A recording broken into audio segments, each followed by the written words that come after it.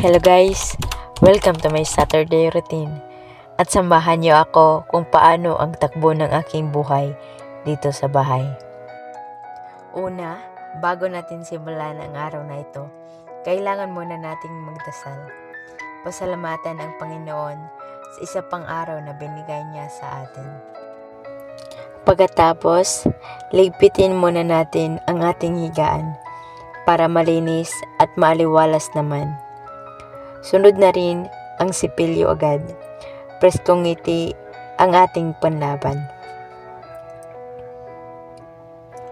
Ngayon, mapapansin nyo, bahay ay magulo. Kalat kung kalat, pero ayos lang ito. Huwag kayong mag-alala.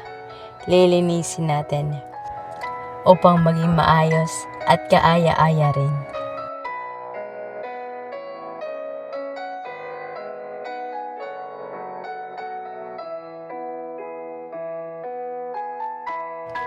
O diba, tama ako?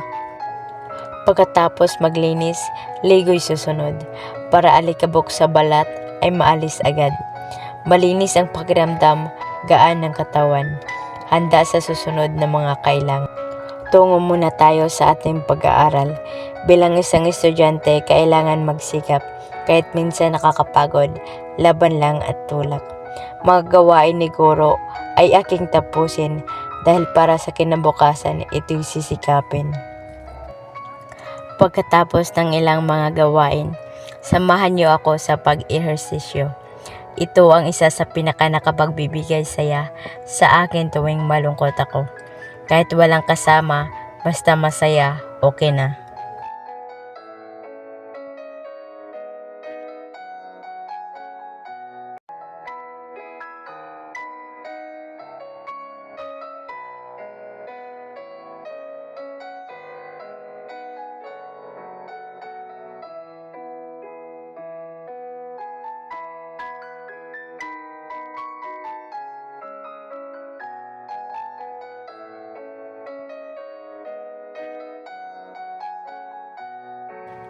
Nadamay pa sila ate dito sa mga ginagawa ko. Pero oks lang yan, di naman nila alam.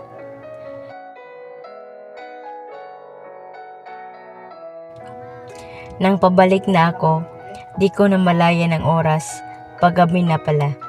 Pero sakto lang naman kasi may nadaanan akong napakagandang tanawin na di masasawang tingnan.